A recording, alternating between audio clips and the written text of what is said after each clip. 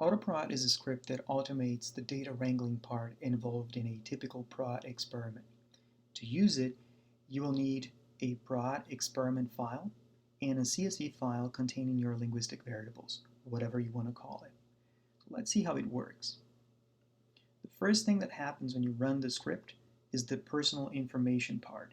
That's basically a survey, a form that collects personal information from your participant that will later be used to compile the final file.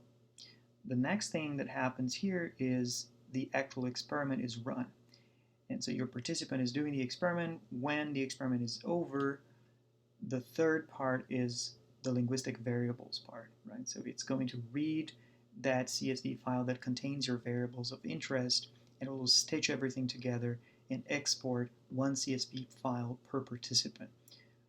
At the end, you have a folder, in this case called output, that contains all the files ready for analysis, whether or not you plan to stitch them together before you're done.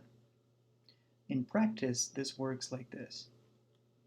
Here I have a folder that contains all the files I need.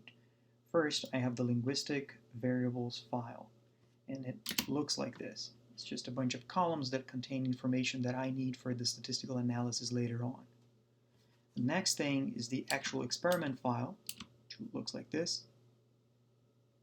And finally, I have the actual script, which you can preview here. The script is already open, so it's right here.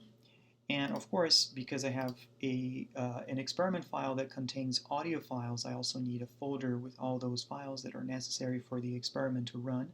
And finally, I have the output folder, which is where the final output files will be saved and exported to. So let's just go ahead and run it. As I said before, the first thing that happens is a survey that is here to collect personal information that you might find useful. So let's just come up with a username. Let's say the username is speaker2, and then you can just adjust this to your liking in the actual script. Once you're done here, you click OK, and the actual experiment window appears.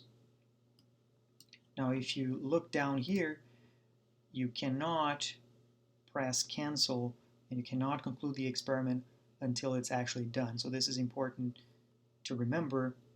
Participants should not use this tiny window that appeared down here. So let's just go ahead and run the experiment. Krepiden. Lipiden. Napisten. Mitronkip. Copriller. Okay, so the experiment is done. This is just a mock example. We can just close the window now, and we come down here and we conclude the experiment. Now if you go to the output folder, you'll see that there is a CSV file called speaker_2, which contains all the information that we're looking for. So basically the first columns are the personal pieces of information that you collected in that survey that started the whole process.